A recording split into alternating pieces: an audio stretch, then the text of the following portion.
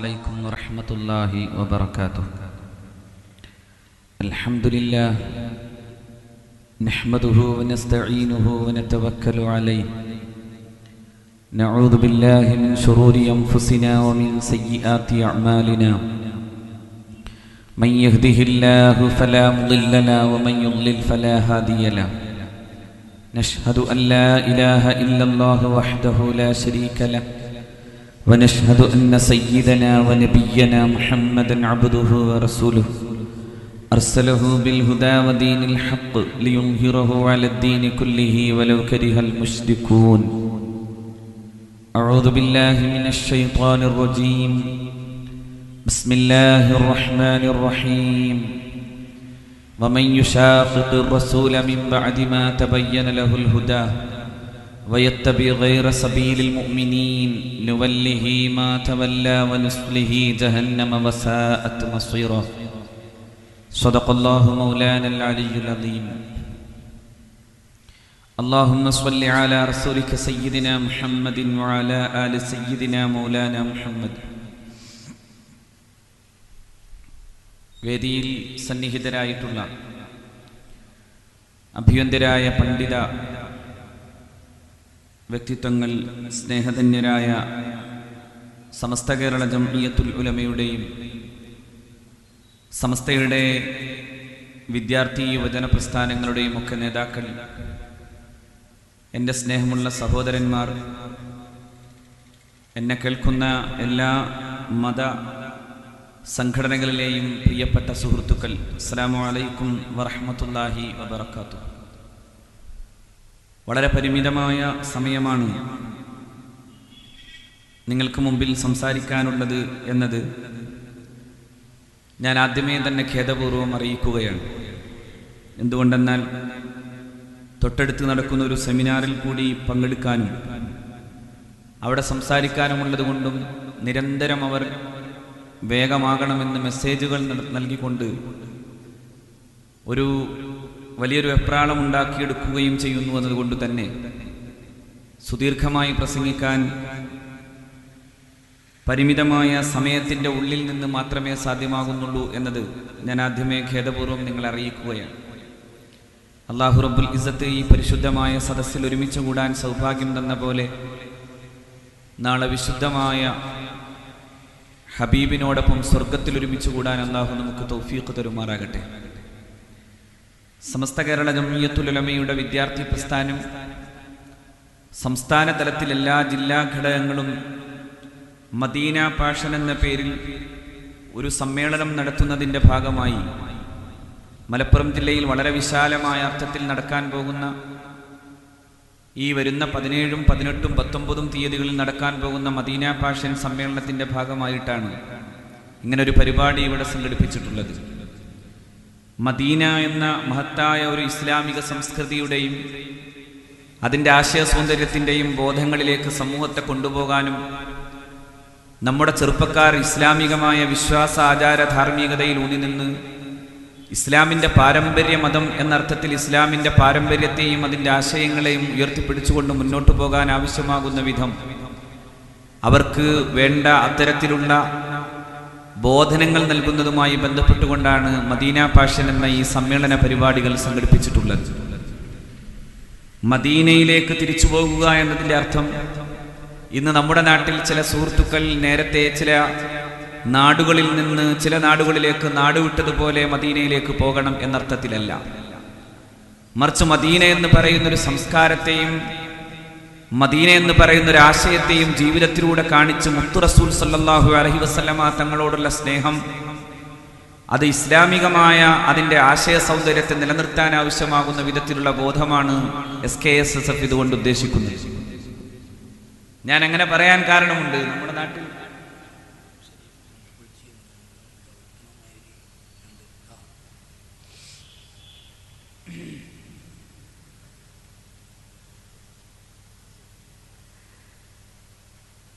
നമ്മുടെ നാട്ടിൽ ഇന്ന് കേൾക്കേണ്ടി വരുന്ന ചില പരാമർശങ്ങൾ നമ്മുടെ നാട്ടിലെ ചില നാടുകളിൽ നിന്ന്, അതായത് കാസർഗോഡ് ജില്ലയിലെ പടന്നയിൽ നിന്നും അതുപോലെ തന്നെ പാലക്കാട് ജില്ലയിലെ ചില ഭാഗങ്ങളിൽ നിന്നും ചില ചെറുപ്പക്കാർ നാടുവിട്ട സാഹചര്യമുണ്ടായി.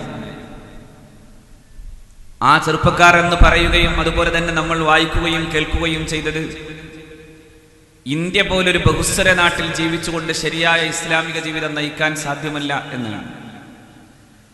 മലയാളത്തിന്റെ ഈ ഭൂമികയിൽ മഹാരഥന്മാരായ പണ്ഡിതവര്യന്മാർ ഒരു കറാഹത്ത് പോലും ചെയ്യാതെ ജീവിച്ചു കാണിച്ചു തന്നിട്ടുള്ള ഒരു ഇസ്ലാമികമായ സംസ്കാരത്തെയും പാരമ്പര്യത്തെയും കൊഞ്ഞനം കുത്തിയാണ് അങ്ങ് യമനിൽ പോയി ആടുമേച്ചാൽ മാത്രമേ ഇസ്ലാമികമായി ജീവിക്കാൻ സാധ്യമാകൂ എന്ന് ഈ കുട്ടികൾ പറയാൻ തുടങ്ങുന്നത്. ഇങ്ങനെ ഒരു സാഹചര്യം എന്തുകൊണ്ടുണ്ടായി എന്നതിനെ കുറിച്ച് ആലോചിക്കുമ്പോൾ നമുക്ക് പഠിക്കാനും മനസ്സിലാക്കാനും കഴിയുന്നത് പരിശുദ്ധ ഇസ്ലാമിന്റെ പാരമ്പര്യമായി നിലനിൽക്കുന്ന വിശ്വാസ ആചാരങ്ങളെയും അനുഷ്ഠാനങ്ങളെയും തിരസ്കരിക്കുകയും തങ്ങൾക്ക് തോന്നിയതുപോലെ വിശുദ്ധ ഖുർആനിനെയും പരിശുദ്ധമായ തിരുവചനങ്ങളെയും വ്യാഖ്യാനിക്കുകയും ചെയ്ത ചില വിഭാഗം ആളുകൾ അവരാ രീതിയിൽ തങ്ങളുടെ തലമുറകളെ പഠിപ്പിച്ചു കൊടുത്തപ്പോൾ സ്വയം ഉണ്ടാക്കിയെടുത്ത ഒരു തരം ഇസ്ലാമികമായ വ്യാഖ്യാനങ്ങളുടെ വഴികളിലൂടെ ഇത്തരത്തിൽ വിഡ്ഢിത്ത ജൽപ്പനങ്ങളിലേക്ക് കടന്നു പോകുന്ന ഒരു അവസ്ഥ സംജാതമായി എന്നതാണ് നാം മനസ്സിലാക്കേണ്ടത്. യഥാർത്ഥത്തിൽ അവരിങ്ങനെയാണ് ഇസ്ലാമിനെ പഠിച്ചത്. അവർ അക്ഷരങ്ങളിൽ മാത്രം ഇസ്ലാമിനെ പഠിച്ചു. അക്ഷരങ്ങൾക്കപ്പുറത്ത് നിൽക്കുന്ന ഒരു ജീവിതത്തെ പഠിക്കാനും അങ്ങനെ അന്വേഷിക്കാനും അവർ തയ്യാറായില്ല. അള്ളാഹുവിന്റെ പരിശുദ്ധ റസൂൽ സല്ലല്ലാഹു അലൈഹി വസല്ലമ തങ്ങളുടെ ജീവിതത്തിലേക്ക് നോക്കിയാണ് സ്വഹാബത്ത് ഇസ്ലാമിനെ പഠിച്ചത്. മഹാനായ പ്രവാചകർ സല്ലല്ലാഹു അലൈഹി വസല്ലമ തങ്ങളുടെ പരിശുദ്ധരായ സ്വഹാബാക്കളിൽ പ്രമുഖർ മഹാനായ സയ്യിദുനാ അബൂബക്കർ സിദ്ദീഖ് റളിയല്ലാഹു അൻഹും സയ്യിദുനാ ഉമർ ബിൻ ഖത്താബ് റളിയല്ലാഹു അൻഹും ഒക്കെ പരിശുദ്ധ ഖുർആനിന്റെ എല്ലാ അധ്യായങ്ങളും, അതായത് എല്ലാ സൂറത്തുകളും മനഃപ്പാഠമാക്കിയിരുന്ന ഹാഫിളീങ്ങളായിരുന്നില്ല. മഹാനായ ഇമാം ഖുർത്തുബി തന്റെ തഫ്സീറിന്റെ മുഖദ്ദിമയിൽ പറയുന്നത് പോലെ അക്കാബിറു സ്വഹാബത്തിൽ പലരും അങ്ങനെ ഹാഫിളീങ്ങൾ ആയിരുന്നില്ല. അവർ ഖുർആനിന്റെ ഓരോ അധ്യായത്തിന്റെ അടിസ്ഥാനത്തിൽ വിശുദ്ധ ഖുർആനിൽ നിന്ന് ഇന്ന അധ്യായങ്ങൾ പഠിച്ചയാൾക്ക് 1-ാം റാങ്ക് കൊടുക്കുന്ന വിധത്തിലായിരുന്നില്ല പരിശുദ്ധ ഇസ്ലാമിനെയും മഹാനായ പ്രവാചകന്റെ തിരുചര്യകളെയും ഉൾക്കൊള്ളാൻ തയ്യാറായത്. മറിച്ച് എന്തുകൊണ്ടെന്നാൽ അതൊരു ടെക്സ്റ്റ് പോലെ, ഒരു പുസ്തകം പോലെ പഠിക്കേണ്ടതാണ് എന്നല്ല അള്ളാഹുവിന്റെ പ്രവാചകൻ സല്ലല്ലാഹു അലൈഹി വസല്ലം പഠിപ്പിച്ചത്.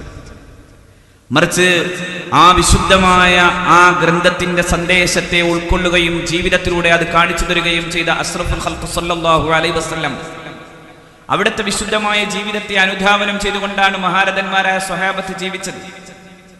അതാണല്ലോ പരിശുദ്ധ ഖുർആൻ തന്നെയും അള്ളാഹുവിന്റെ പ്രവാചകർ സല്ലല്ലാഹു അലൈഹി വസല്ലമയോട് പറയുന്നത്. നബി തിരുമേനി സല്ലല്ലാഹു അലൈഹി വസല്ലമയോട് പ്രബോധനം ചെയ്യാൻ പറയുന്നത് ഇങ്ങനെയാണ്: ഖുൽ ഇത്തബിഊ മില്ലത അബീകും ഇബ്രാഹിം. ഏ പ്രവാചകരെ അങ്ങ് പറയുക, ഇത്തബിഊ മില്ലത അബീകും ഇബ്രാഹിം, നിങ്ങൾ ഇബ്രാഹിം നബി അലൈഹിസ്സലാത്തു വസ്സലാമിന്റെ പാന്താവിനെ പിന്തുടരണം.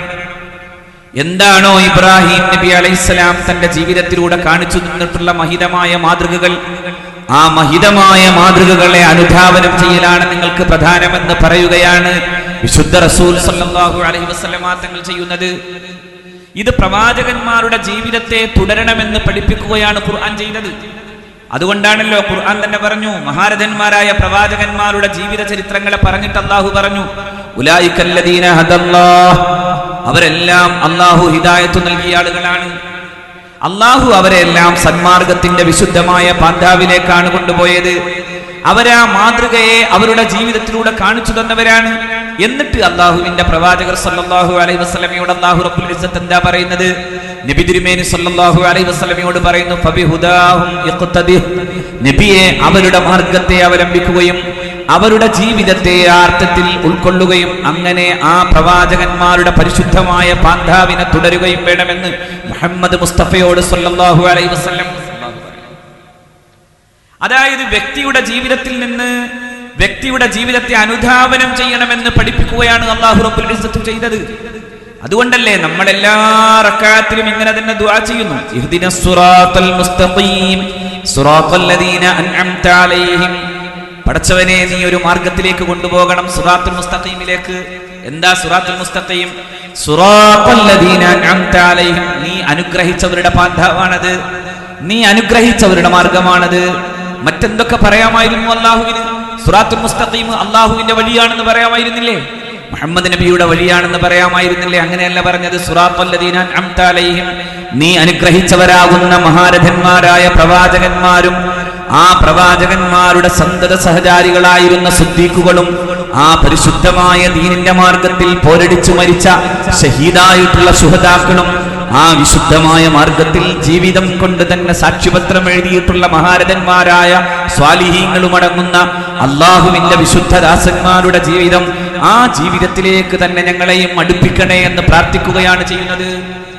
അങ്ങനെ ഇഹ്ദിനസ് സിറാത്തൽ മുസ്തഖീം സിറാത്തൽ ലദീന അൻഅംത അലൈഹിം, ആ സിറാത്തുൽ മുസ്തഖീമിന്റെ പാരമ്പര്യം എന്ന് പറയുന്നത് ഈ അർത്ഥത്തിൽ മഹാരഥന്മാരായ മുൻഗാമികളുടെ ജീവിതത്തെ അവലംബിച്ചുകൊണ്ട് നടക്കുന്ന ഒരു ഇസ്ലാമികമായ മര്യാദയാണ് എന്ന് ഇസ്ലാമിക ലോകത്തെ മഹാരഥന്മാരായ പണ്ഡിതന്മാർ നമ്മളെ പഠിപ്പിക്കുകയും ആ വഴിയാണ് സമസ്ത കേരള ജംഇയ്യത്തുൽ ഉലമ എന്ന് പറയുന്ന മഹിതമായ പ്രസ്ഥാനം നമ്മളെ പഠിപ്പിച്ചു കൊണ്ടുവരികയും ചെയ്തു.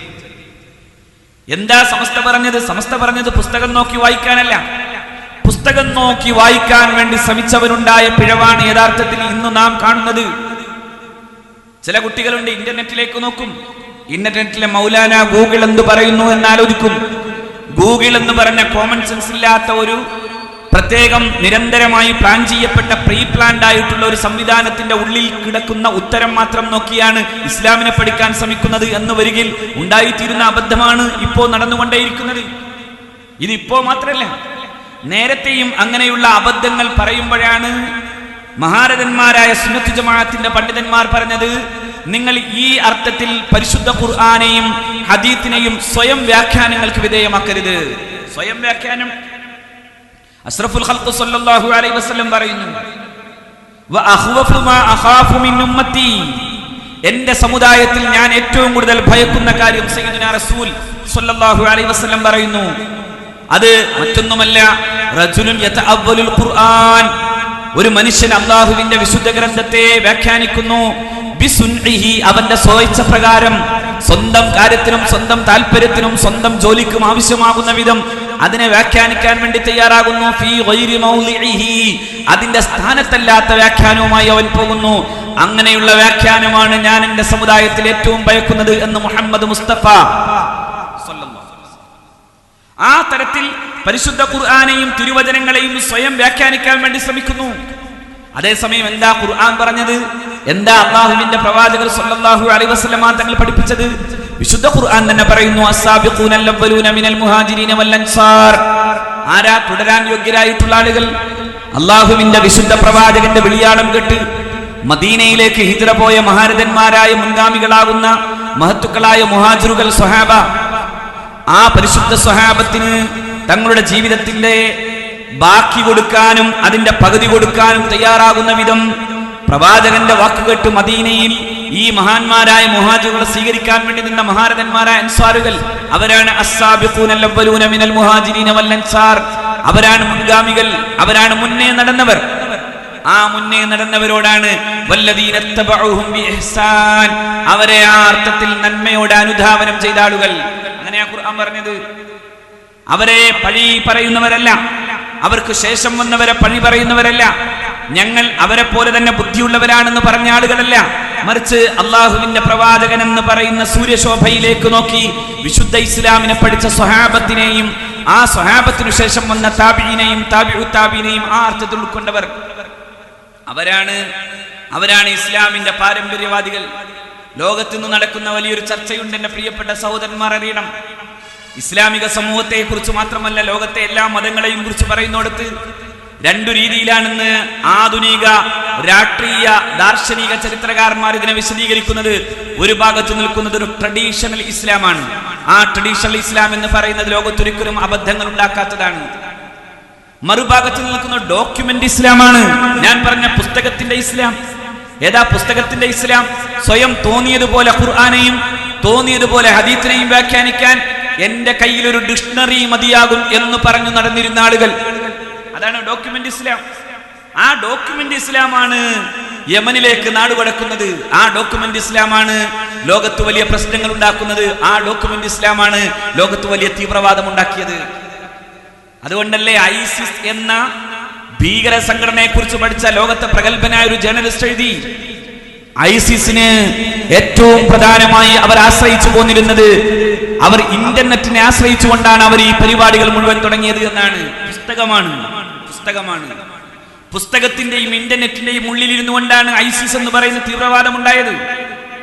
അതാണ് വളരെ പ്രഗത്ഭരായ രാഷ്ട്രീയ ദാർശനിക ചരിത്രകാരന്മാരായ ആധുനിക ചരിത്രകാരന്മാർ തന്നെ രേഖപ്പെടുത്തി. ട്രഡീഷണൽ ഇസ്ലാം എന്ന് പറയുന്നത് സൂഫിയാക്കളുടെയും നല്ല മഹാരഥന്മാരായ പണ്ഡിതന്മാരുടെയും പാരമ്പര്യത്തിൽ വന്നതാണ്. ലോകത്തെവിടെയും അത് കുഴപ്പമുണ്ടാക്കിയില്ല, ലോകത്തെവിടെയില്ല. ഇന്ത്യയിൽ ഗാന്ധിജി തന്നെ പറയുന്നത് കാണാം, My association to the noblest Muslim has taught me that Islam has been spread not with sword. വാളുകൊണ്ടല്ല ഇസ്ലാം പ്രചരിതമായത്. എങ്ങനെയാ പിന്നെ പ്രചരിതമായത്? അദ്ദേഹം തന്നെ പറയുന്നു, ഇസ്ലാമിനെ ഞാൻ എന്റെ പ്രിയപ്പെട്ട കൂട്ടുകാരനെ പഠിച്ചപ്പോ എനിക്ക് മനസ്സിലാക്കാൻ കഴിഞ്ഞത് ആ ഇസ്ലാം മഹാരഥന്മാരായ സൂഫി വര്യന്മാരുടെയും ഫക്കീറുമാരുടെയും അണമുറിയാത്ത ചങ്ങലയിലൂടെയാണ് ഇസ്ലാം ഇന്ത്യയിൽ പ്രചരിതമായത് എന്നാണ്. നോക്കൂ, അള്ളാഹുവിന്റെ ദീൻ ഇവിടെ പ്രചരിതമായതിന്റെ ഒക്കെ ചരിത്രം പഠിക്കുമ്പോൾ നമുക്കറിയാം. ഒരു ഭാഗത്ത് മഹാനായ ഖാജാ മുഈനുദ്ദീൻ ചിശ്തി അജ്മീരി ഖദ്ദസല്ലാഹു സിറഹുൽ അസീസ്, ഖാജാ മുഈനുദ്ദീൻ ചിശ്തി തങ്ങൾ ഇന്ത്യയിൽ നടത്തിയ ഇസ്ലാമിക പ്രചരണത്തിന്റെ അത്ഭുതകരമായ അവസ്ഥ നോക്കൂ നിങ്ങൾ. മഹാനവറുകൾ ഒരൊറ്റ കറാമത്ത് കൊണ്ട് 90 ലക്ഷം ആളുകളെ മുസ്ലിങ്ങളാക്കിയ ആളാണ്. ഇത് ഞാൻ മാത്രം പറയല്ല. നാഷണൽ ബുക്സിന്റെ വിശ്വവിജ്ഞാന കോശം എടുത്താൽ അതിലെ ഖ എന്ന് പറയുന്ന അക്ഷരമെടുത്ത് പരിശോധിച്ചാൽ അതിൽ വളരെ കൃത്യമായി ഖാജാ മുഈനുദ്ദീൻ എന്ന് കാണാം. ആ ഖാജാ മുഈനുദ്ദീൻ എന്ന് പറയുന്ന ഹെഡ്ലൈന്റെ താഴെ വായിച്ചാൽ ഇങ്ങനെ കാണാം, അത്ഭുതകരമായ ഒരൊറ്റ കാര്യം കൊണ്ട് മാത്രം 90 ലക്ഷം മനുഷ്യർ മുസ്ലിങ്ങളായി. എവിടെ? ഇന്ത്യ മഹാരാജ്യത്ത്. ആരാ ഇത് പറയുന്നത്? ഡോക്ടർ സുകുമാർ അഴീക്കോട് തന്നെ ചീഫ് എഡിറ്ററായി നിൽക്കുന്ന വിശ്വവിജ്ഞാന കോശത്തിലാണ് മഹാനായ ഖാജാ മുഈനുദ്ദീൻ ചിശ്തി അജ്മീരി ഖദ്ദസല്ലാഹു സിറഹുൽ അസീസ് തങ്ങളുടെ ജീവിതത്തിലെ ഈ മനോഹരമായ നിമിഷത്തെ കുറിച്ച് പറയുന്നത്. നമ്മുടെ നാട്ടിൽ ചില ആളുകൾ പീസ് നടത്തുന്നുണ്ട്. പീസാണ് ഇപ്പൊ പീസായത് എന്നതുകൊണ്ടാണ് ചിലർക്ക് വെപ്രാളം എന്ന് എനിക്കറിയാം. ഞാനത് വിശദീകരിക്കുന്നില്ല. അല്ലേ? സമാധാനത്തിന്റെയും സ്നേഹസംവാദത്തിന്റെയും പേരിൽ നാടാകെ നടന്ന് മതപ്രചരണത്തിന്റെ പേരിൽ ഒരു പറ്റം ആളുകൾക്കിടയിൽ പ്രശ്നങ്ങൾ ഉണ്ടാക്കാൻ വേണ്ടി ശ്രമിക്കുകയും അവരുടെ തന്നെ വിദ്യാഭ്യാസ സ്ഥാപനത്തിൽ നിന്നാണ് ചില കുട്ടികൾ യമനിലേക്ക് നാടുകടക്കുകയും ചെയ്തത്. അതായത് കേരളത്തിലെ എണ്ണം നിറഞ്ഞ മുജാഹിദ് പ്രസ്ഥാനത്തിന്റെ വക്താവാകുന്ന MM അക്ബറിന്റെ അവർ നടത്തുന്ന വിദ്യാഭ്യാസ പ്രസ്ഥാനങ്ങളിലെ പ്രഗത്ഭരിൽ നിന്നാണ് ഈ കുട്ടികൾ നാടുകടന്നത്. 2-3 പേരെ ഇസ്ലാം മതം സ്വീകരിപ്പിക്കുമ്പോഴേക്കും നാടാകെ നടന്ന് ഞങ്ങൾ ഈ നാട്ടിലാകെ ഇസ്ലാം മതം സ്വീകരിപ്പിക്കാൻ വേണ്ടി നടക്കാണെന്ന് പറയുമ്പോൾ ഖാജയെ നിങ്ങൾ നോക്കൂ, 90 ലക്ഷം മനുഷ്യരെ മുസ്ലിങ്ങളാക്കി. പക്ഷേ ഖാജാ മുഈനുദ്ദീൻ ചിശ്തി അജ്മീരി തങ്ങളുടെ ഖബറിന്റെ അടുക്കലേക്ക് പോകുന്നത് ആരാ?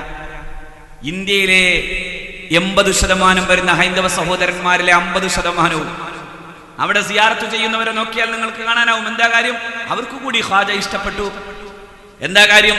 ഈ നാട്ടിന്റെ ബഹുസ്വരമായ ഒരു സാമൂഹിക യാഥാർത്ഥ്യത്തോട് പൊരുത്തപ്പെട്ടുകൊണ്ട് ജീവിക്കാൻ മഹാന്മാരായ സൂഫി വര്യന്മാർ നമ്മളെ പഠിപ്പിച്ചു. അതുകൊണ്ടല്ലേ മഹാനായ കണ്ണിയത്ത് അഹമ്മദ് മുസ്ലിയാർ ഒരു കറാഹത്ത് പോലും ജീവിതത്തിൽ കാണിച്ച ആളല്ല, ചെയ്തിട്ടില്ല. മഹാനവറുകൾ അഷ്റഫുൽ ഖൽഖിന്റെ തിരുചര്യകൾ ജീവിതത്തിൽ പകർത്തി കാണിച്ച ഏറ്റവും ശുദ്ധമായ ഒരു ഇസ്ലാമിക ജീവിതത്തിന്റെ ഒരു നിസ്വമായ ഉദാഹരണമാണ് മഹാനായ കണ്ണിയത്ത് അഹമ്മദ് മുസ്ലിയാർ. പക്ഷെ കണ്ണിയത്ത് ഉസ്താദ്, ഞാൻ ഓർക്കുന്നുണ്ട്, ഒരിക്കൽ എനിക്ക് അനുഭവമുണ്ട്. ആലുവക്കടുത്തുള്ള തന്ത്രവിദ്യാപീഠം എന്ന് പറയുന്ന ഒരു വലിയ ഈ ക്ഷേത്ര സംബന്ധിയായ കാര്യങ്ങളെ പഠിപ്പിക്കുന്ന ഒരു സ്ഥാപനമുണ്ട്. അവിടെ ക്ഷേത്ര സംബന്ധിയായ കാര്യങ്ങൾ പഠിപ്പിക്കുകയും പൂജാരിമാരെയാണ് അവിടെ നിന്ന് പഠിപ്പിച്ചു വിടുന്നത്. ഞാനന്ന് സംസ്കൃതമൊക്കെ പഠിക്കുന്ന കാലമായതുകൊണ്ട് ഞാൻ അവിടെ ഒരു കാര്യത്തിന് വേണ്ടി പോയി. അവിടെ എൻ്റെ ഒരു സുഹൃത്തുണ്ടായിരുന്നു. അദ്ദേഹത്തിന്റെ കൂടെ ചെന്ന് അവിടെയുള്ള ആ സ്ഥാപനത്തിന്റെ മാനേജറുടെ റൂമിൽ കയറി അദ്ദേഹത്തെ പരിചയപ്പെട്ടു. അദ്ദേഹം എന്നെ സ്വീകരിച്ചിരുത്തി. എന്നിട്ട് എന്നോട് ആദ്യം ചോദിച്ചൊരു ചോദ്യം, നിങ്ങൾ ഏത് സംഘടനയിൽപ്പെട്ട ആളാണെന്നാണ്. അപ്പൊ ഞാൻ പറഞ്ഞു, ഞാൻ സമസ്ത കേരള ജമിയത്തുൽ ഉലമയുടെ ഒരു വിനീത പ്രവർത്തകനാണ്. അദ്ദേഹം എന്നോട് ചോദിച്ചൊരു ചോദ്യമുണ്ട്, നിങ്ങൾ കണ്ണിയത്ത് ഉസ്താദിന്റെ ആളാണോ എന്നാണ്. ഞാൻ പറഞ്ഞു അതെ. അപ്പോൾ അദ്ദേഹം പറയുന്നു, ഞാൻ വാഴക്കാട്ടുകാരനാണ്. എന്നിട്ട് ആ മനുഷ്യൻ പറയാണ്, ഞങ്ങൾ ചെറുപ്പകാലത്ത് കണ്ണിയത്ത് ഉസ്താദ് കടന്നു വരുമ്പോ വരമ്പത്ത് നിന്ന് മാറാതെ നിൽക്കാൻ വേണ്ടി ഞങ്ങളൊക്കെ അങ്ങനെ ശഠിച്ചിരുന്നു. പക്ഷേ കണ്ണിയത്ത് ഉസ്താദ് അടുത്തേക്ക് വരുമ്പോ നമ്മൾ വിനീതമായി മാറിപ്പോകും. അത്രമേൽ വലിയൊരു വ്യക്തിത്വത്തിന്റെ പ്രതിഭാസമായിരുന്നു കണ്ണിയത്ത് അഹമ്മദ് മുസ്ലിയാർ നവ്വറല്ലാഹു മർഖദ എന്ന് പറയുന്നത്. തന്ത്രവിദ്യാപീഠം എന്ന് പറയുന്ന സാക്ഷാൽ മാധവ്ജി എന്ന് പറയുന്ന ഇന്ത്യയിലെ ഫാസിസ്റ്റ് ഐഡിയോളജികളുടെ ഫിലോസഫറായിരുന്ന മാധവ്ജി സ്ഥാപിച്ചിട്ടുള്ള, ഒരു കാലത്ത് ഈ കേരളത്തിൽ വരുമ്പോഴൊക്കെ ആഭ്യന്തര വകുപ്പ് മന്ത്രിയായിരിക്കുമ്പോഴും സാക്ഷാൽ അദ്വാനി പലപ്പോഴും സന്ദർശിക്കാറുള്ള ഈ തന്ത്രവിദ്യാപീഠത്തിന്റെ പ്രഗത്ഭനായ മാനേജർക്ക് അങ്ങനെ പറയേണ്ടി വരുമ്പോൾ ഞാൻ പറയുന്നത്, തീർത്തും ഹൈന്ദവമായ ചിന്ത മാത്രമല്ല, അതിനൊരു തീവ്ര വലതുപക്ഷത്ത് നിൽക്കുന്ന ഒരു മനുഷ്യനെ കൊണ്ട് അങ്ങനെ പറയിപ്പിക്കുന്നത്, കറാഹത്ത് പോലും ജീവിതത്തിൽ കാണിക്കാത്ത വിധം സൂക്ഷ്മമായ ഇസ്ലാമിക ജീവിതം നയിച്ച ഒരു മഹാന്റെ ജീവിതത്തിൽ നിന്ന് പഠിച്ചിട്ടാണ്. അതേസമയമാണ് ഈ നാട്ടിലെ കുറെ ചെറുപ്പക്കാർ ഈ നാട് വിടുന്നത്. എന്തിനാ? ഈ നാട്ടിൽ ജീവിക്കാൻ കഴിയില്ലെന്ന് പറയാൻ. ഈ നാട്ടിൽ എന്തേ ജീവിക്കാൻ പറ്റാത്തത്? ഈ നാട്ടിൽ ജീവിക്കാൻ പറ്റാത്തതൊന്നും സമസ്ത കേരള ജംഇയ്യത്തുൽ ഉലമ കണ്ടില്ല. എന്താ കാര്യം? സമസ്തയുടെ മുൻകാല പാരമ്പര്യത്തിൽ നമുക്ക് കാണാൻ സാധ്യമാകുന്നത് എന്താ? ഈ രാജ്യത്ത് കടന്നു വന്ന അധിനിവേശത്തിനെതിരെയുള്ള പോരാട്ടത്തിൽ നിന്നത് മഹാനായ ശൈഖ് മുഹിയുദ്ദീൻ അബ്ദുൽ ഖാദിർ ജിലാനി ഖദ്ദസല്ലാഹു സിറഹുൽ അസീസ് തങ്ങളുടെ ജീവിതത്തെ കുറിച്ച് ഏറ്റവും നന്നായി പാടിത്തന്ന മഹാനായ ഖാദി മുഹമ്മദാണ്. ഖദ്ദസല്ലാഹു സിറഹുൽ അസീസ്. കോഴിയുടെ മുള്ളോട് കൂകുന്നു ചൊന്നാരെ കൂശാതെ കൂകി പറപ്പിച്ചു വിട്ടോവരെന്ന് പാടിത്തന്ന മഹാനായ ഖാദി മുഹമ്മദ്. ഖാദി മുഹമ്മദ് ആ കാലഘട്ടത്തിൽ പോർച്ചുഗീസ് അധിനിവേശത്തിനെതിരെയുള്ള പോരാട്ടത്തിൽ ചാലിയം കോട്ട പിടിച്ചടക്കിയിരിക്കുന്നു നായർ പടയാളികളെന്ന് കേൾക്കുമ്പോ ആ നായർ പടയാളികളുടെ വിജയം ആഘോഷിക്കാനും ആ വിജയത്തെക്കുറിച്ച് ചരിത്രമെഴുതാനും വേണ്ടി ഫത്ഹുൽ മുബീൻ എന്ന ഗ്രന്ഥം എഴുതിയാളാണ്. നായർ പടയാളികൾക്ക് വേണ്ടിയാണ്, മുസ്ലിങ്ങൾക്ക് വേണ്ടിയല്ല. നായർ പടയാളികൾക്ക് വേണ്ടിയാണ്. അന്നത്തെ സാമൂതിരി രാജാവിന്റെ അദ്ദേഹത്തിന്റെ ഏറ്റവും വലിയ ശക്തിയായിരുന്ന നായർ പടയാളികൾക്ക് അവർ വിജയശ്രീലാളിതരായി എന്നറിയുമ്പോ അവർക്ക് വേണ്ടി ഒരു കിതാബ് എഴുതുന്നു മഹാനായ ഖാദി മുഹമ്മദ്. ഏതു ഖാദി മുഹമ്മദ്? മഹാനായ ശൈഖ് അബ്ദുൽ ഖാദിർ ജിലാനി ഖദ്ദസല്ലാഹു സിറഹുൽ അസീസ് തങ്ങളുടെ ജീവിതത്തെ കേരളത്തിന്റെ ഈ മനുഷ്യ ഹൃദയങ്ങളിൽ കൃത്യമായി പഠിപ്പിച്ചു തന്ന മഹാനായ ഖാദി മുഹമ്മദ് ഖദ്ദസല്ലാഹു സിറഹുൽ അസീസ്. നമ്മൾ എങ്ങനെയാ പോകുന്നതെന്നറിയണം അല്ലേ? ഈ കടലോര പ്രദേശങ്ങളിലെ മനുഷ്യർ ചെന്ന് ഞങ്ങളുടെ പകർച്ചവ്യാധികളും പ്രശ്നങ്ങളും പരിഹരിക്കാൻ എന്തെങ്കിലും ചെയ്യണമെന്നറിയുമ്പോ എന്ന് പറയുമ്പോ മഹാനായ ശൈഖ് സൈനുദ്ദീൻ മഖ്ദൂം രണ്ടാമൻ മഹാനവറുകൾ മംഖൂസ് മൗലിദ് എഴുതി കൊടുത്തു എന്ന് പറയപ്പെടുമ്പോ നമ്മൾ അറിയണം, ഒരു ഭാഗത്ത് ഇസ്ലാമികമായ പാരമ്പര്യത്തിന്റെ ജീവിതം കേരളീയ മുസ്ലിം സമൂഹത്തെ പഠിപ്പിച്ചു കൊടുക്കുന്ന അതേ പണ്ഡിതന്മാർ തന്നെയാണ് സാമൂതിരി രാജാവിന് വേണ്ടി പൊരുതാൻ തന്റെ പ്രിയപ്പെട്ട അനുയായികളെ ബോധവൽക്കരിക്കുകയും പൊന്നാനിയിലെ പള്ളിയിലെ മരം പോലും ഒരു നായർക്ക് കൊടുക്കാൻ സാധ്യമാകുന്ന വിധം ഈ രാജ്യത്തിന്റെ സാമൂഹിക ജീവിതത്തോട് പൊരുത്തപ്പെട്ട് ജീവിക്കാൻ കഴിയുന്ന ഒരു പാരമ്പര്യം കേരളത്തിലെ മുസ്ലിങ്ങളെ പഠിപ്പിച്ചു. ഇവർ പാരമ്പര്യത്തിന്റെ വഴി പറഞ്ഞു. അതേസമയമോ 2 നൂറ്റാണ്ട് മുമ്പ് വന്ന മുഹമ്മദ് ബിൻ അബ്ദുൽ വഹാബിനാൽ സ്ഥാപിതമായിട്ടുള്ള വഹാബി പ്രസ്ഥാനം പറഞ്ഞു ഈ പാരമ്പര്യം തെറ്റാണ്. നാം പുസ്തകങ്ങളിലൂടെ നമുക്കുള്ള ചിന്തയിലൂടെ മഹാന്മാരായ മുൻഗാമികളെ ആശ്രയിക്കാതെ അവരെ പിന്തുടരാതെ സ്വയം ബുദ്ധി കൊണ്ട് ആലോചിക്കുന്ന തീരുമാനങ്ങളുമായി മുന്നോട്ട് പോകണമെന്ന്. എന്നാൽ ഇന്ന് ആധുനിക ലോകത്തെ പ്രഗത്ഭരായ രാഷ്ട്രീയ നിരീക്ഷകർ പറയുന്നതോ മുഹമ്മദ് ബിൻ അബ്ദുൽ വഹാബിന്റെ ഐഡിയോളജിയാണ് ലോകത്തെ തീവ്രവാദത്തിന്റെ മൂലകാരണം. ഞാൻ പറയല്ല, അങ്ങനെ തന്നെയാണ്. അതുകൊണ്ടാണ് പ്രഗത്ഭനായ ഒരു ഒരു രാഷ്ട്രീയ നിരീക്ഷകൻ പറഞ്ഞു, ഐസിസിനെ കുറിച്ച് പറയുമ്പോഴാണ് they are influenced by the ideology of Muhammad bin Abdul വഹാബിന്റെ അദ്ദേഹത്തിന്റെ ആശയങ്ങളാൽ പ്രചോദിതമാണ് ലോകത്തെ ഏറ്റവും വലിയ തീവ്രവാദികളാകുന്ന ഐസിസ്. അപ്പൊ നോക്കൂ നിങ്ങൾ, ലോകത്ത് വന്ന എല്ലാ തീവ്രവാദികളുടെയും കഥ പറയുമ്പോഴും അവിടെയെല്ലാം വഹാബിസമുണ്ട്, സലഫിസമുണ്ട്. ഞങ്ങളൊന്നും ചെയ്തില്ലെന്ന് പറഞ്ഞ് മാറി നിന്നിട്ട് കാര്യമില്ല. ഞാൻ ഏതായാലും ഈ നാട്ടിലെ സലഫികളെ ആ രീതിയിൽ കാണുന്നുമില്ല. കാരണം കേരളത്തിലെ സലഫികൾക്കൊരു നാടൻ തല്ല് തല്ലാൻ പോലുമുള്ള കരുത്തില്ലെന്ന് എനിക്കറിയാം. പക്ഷേ ഈ സലഫീസത്തിന്റെ ആധുനിക പരിപ്രേക്ഷ്യം കണ്ടാൽ നമുക്ക് തിരിച്ചറിയാനാകും അവിടെ നമ്മൾ കാണുന്നത് ലോകത്തെ ആത്യന്തിക തീവ്രവാദത്തിന്റെ കൂടെയാണ് സലഫീസം ഉള്ളത്. ആത്യന്തിക തീവ്രവാദത്തിന്റെ കൂടെ. എന്താ കാര്യം? സ്വന്തം തീരുമാനങ്ങളുമായി മുന്നോട്ട് പോയി. നോക്കൂ നിങ്ങൾ, ഈ സലഫിസം അല്ലേ മഹാനായ ശൈഖ് അഹ്മദുൽ കബീർ റിഫായി ഖദ്ദസല്ലാഹു സിറഹുൽ അസീസ് തങ്ങളുടെ ഖബർ പൊളിച്ചത്, മഹാനായ ഇമാം നബവി തങ്ങളുടെ ഖബർ പൊളിച്ചത്, മഹാനായ യൂനുസ് നബി അലൈഹിസ്സലാത്തു വസ്സലാമിന്റെ ഖബർ പൊളിച്ചത്. ഇങ്ങനെ ഖബർ പൊളിയന്മാരായപ്പോ കേരളത്തിലെ സലഫികളും പറഞ്ഞു വലിയ ഇസ്ലാമിക നവോത്ഥാനമാണ് നടക്കാൻ പോണത്. ചെറിയ കാര്യമല്ല. കാരണം ഖബർ പൊളിച്ചാലാണല്ലോ ഇസ്ലാം വളരാ. ഖബർ പൊളിച്ചാലല്ലേ ഇസ്ലാം വളരാ. ആരുടെ ഖബറാ പൊളിച്ചത് നിങ്ങൾ ആലോചിക്കണം. ഒന്ന് മഹാനായ യൂനുസ് നബി അലൈഹി ഇസ്ലാമിന്റെ പള്ളി ഉൾപ്പെടെയുള്ളത് പൊളിച്ചു കളഞ്ഞു ഐസിസ്. മഹാനായ ഷെയ്ഖ് അഹ്മദുൽ കബീർ റിഫായി ഖദ്ദസല്ലാഹു സിർറുൽ അസീസ് തങ്ങളുടെ ഖബർ പൊളിച്ചു. ലോകം കണ്ട വിജ്ഞാനങ്ങളുടെ മഹാസാഗരമായിരുന്ന മഹാനായ ഇമാമുൻ നവവി ഖദ്ദസല്ലാഹു സിർറുൽ അസീസ് മഹാനവറുടെ ഖബർ പൊളിച്ചു. അപ്പൊ നോക്കൂ, അങ്ങനത്തെ ഖബർ പൊളിയന്മാരെ നോക്കിയിട്ട് പറഞ്ഞു ഇതാണ് നവോത്ഥാനം. ഇവിടെ അതിനുള്ള ധൈര്യമില്ലാത്തത് കൊണ്ടാണ്. കാരണം മലബാറിലെ മാപ്പിളമാർ ഒരു കാലത്ത് ഏറ്റവും വലിയ സായുധ ശക്തിയായ പോർത്തുഗലിനോടും പിന്നെ ബ്രിട്ടീഷുകാരനോടും യുദ്ധം ചെയ്തു വന്നതിന്റെ പാരമ്പര്യമുള്ളത് കൊണ്ട് ഇവിടെ അങ്ങനെ ഒരു പരിപാടി നടക്കാത്തത് കൊണ്ടും കൂടിയാണ് ഞാൻ പറയുന്നത്. അതേ സലഫിസം ആഗോളതലത്തിൽ അമ്മാതിരി വലിയ വൃത്തികെട്ട പരിപാടികൾ ചെയ്തവരാണ്. അതായത് ഇന്നു കാണുന്ന ഐസിസും അതിനു മുമ്പുണ്ടായിരുന്ന അൽ ഖായിദയും അതിനു മുമ്പും പിന്നെയും ഉണ്ടായിക്കൊണ്ടേയിരിക്കുന്ന വലിയ തീവ്രവാദ ശക്തികളും ഈ ലോകത്ത് വലിയ തീവ്രവാദം നടത്തുന്നതോടൊപ്പം തന്നെ ഇത്തരത്തിൽ സലഫി പ്രസ്ഥാനവുമായി ബന്ധപ്പെട്ടവരാണ്. അവിടെയാണ് നാം പറയുന്നത് പാരമ്പര്യത്തിലൂടെയാകണം ഇസ്ലാമിനെ പഠിക്കേണ്ടത്. ആ പാരമ്പര്യം നാം അഷ്റഫുൽ ഖൽഖ് സല്ലല്ലാഹു അലൈഹി വസല്ലമയോടുള്ള മഹബ്ബത്തിലൂടെ ഉണ്ടാക്കിയത് കൊണ്ടാണ് മദീന എന്നതിനെ നാം അതിന്റെ വികാരമായി കാണുന്നത്. പുണ്യനബി സല്ലല്ലാഹു അലൈഹി വസല്ലമ തങ്ങളുടെ സ്വഹാബത്തിന് അല്ലാഹുവിന്റെ പ്രവാചകർ സല്ലല്ലാഹു അലൈഹി വസല്ലം വഫാത്തായതിനു ശേഷവും നബി തിരുമേനി സല്ലല്ലാഹു അലൈഹി വസല്ലമ തങ്ങളുടെ വികാരമായിരുന്നു. ഹബീബിന്റെ ഖബറിന്റെ മുമ്പിൽ ചെന്ന് നിന്നല്ലേ ഇന്നി ളലംതു നഫ്സി യാ റസൂലല്ലാഹ്, ഞാൻ തെറ്റു ചെയ്തിട്ടുണ്ട് നബിയെ.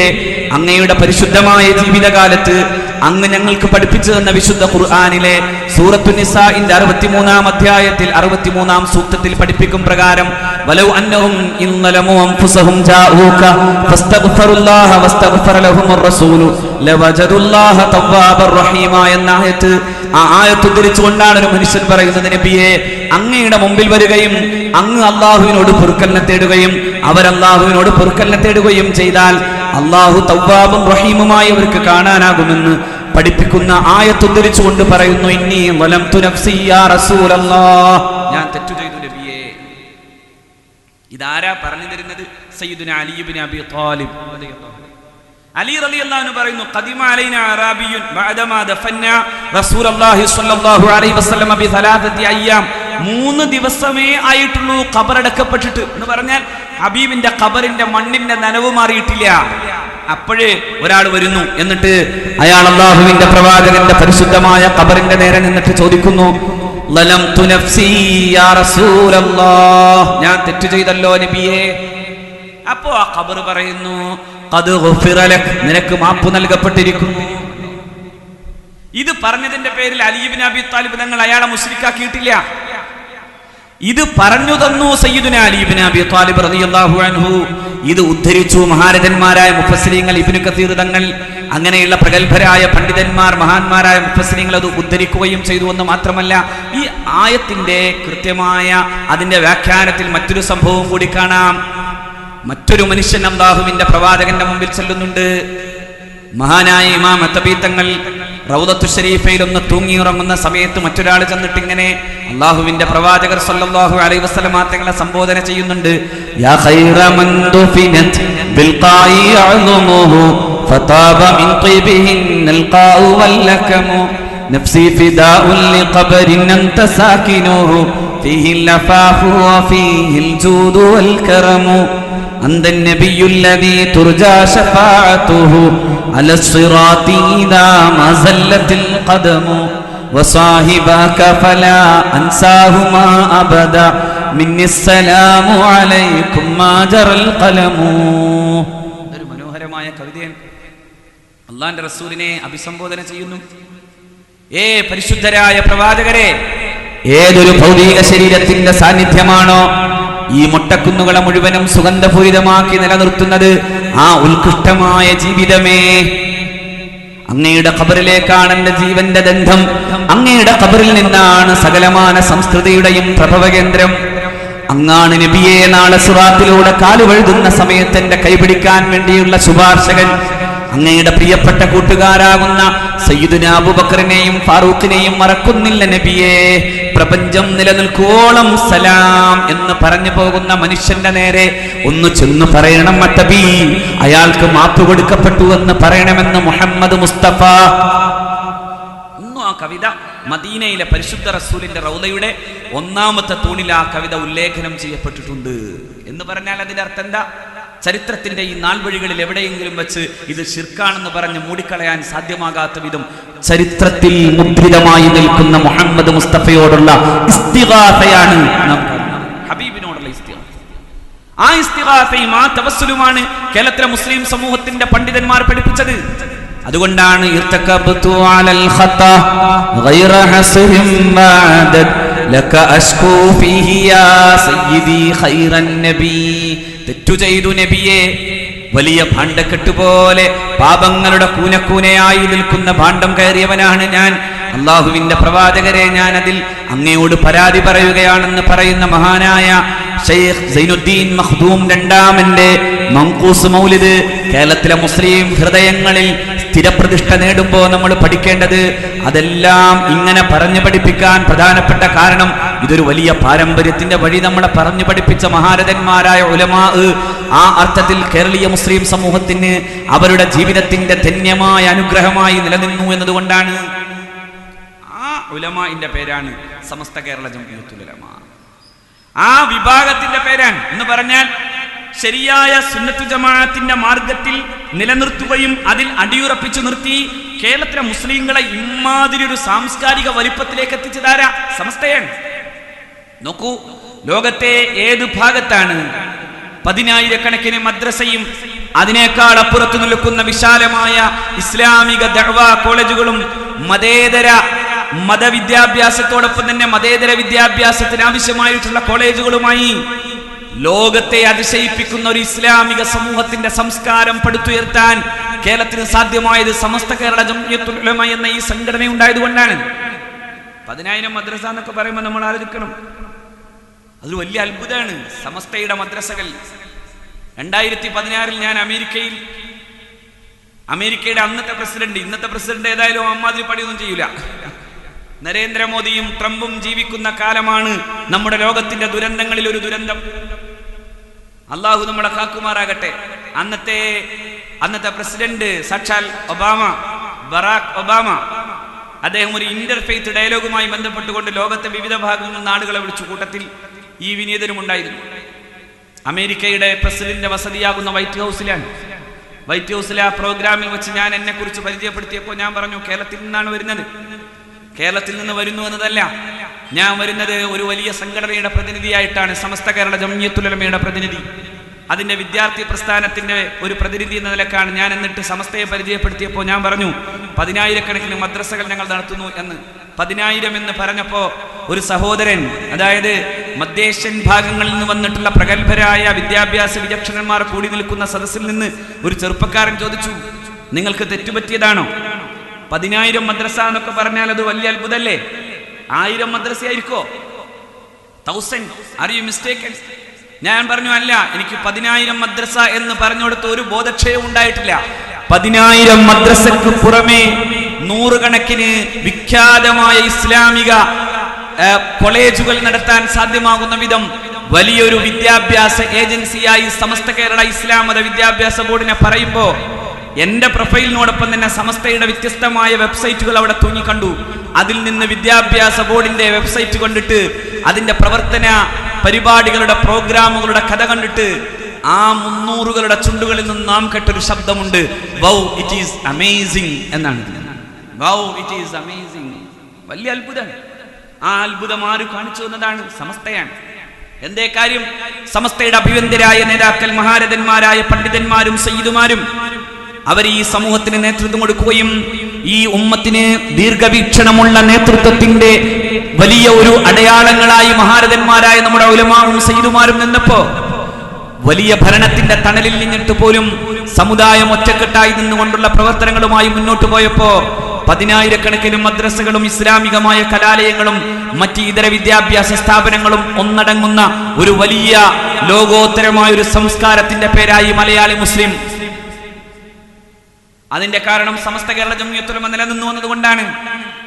സമസ്ത കേരള ജംഇയ്യത്തുൽ ഉലമ അല്ലാത്ത മറ്റു സംഘടനകളെ സംബന്ധിച്ചിടത്തോളം സമസ്ത കൃത്യമായ വഴി പറഞ്ഞു തന്നു.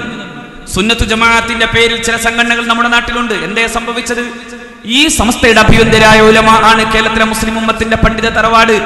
ആ തറവാട്ടിൽ നിന്ന് ഇറങ്ങിപ്പോയി അള്ളാഹുവിന്റെ വിശുദ്ധ ദീനിന്റെ മസ്ജിദുകളും അതുപോലെ തന്നെ മദ്രസകളും പകുത്താനും സമുദായത്തിന്റെ മനസ്സുകളിൽ ഭിത്തി കെട്ടാനും വേണ്ടിയുള്ള ശ്രമം നടത്തുകയാണ് അവർ ചെയ്തത്.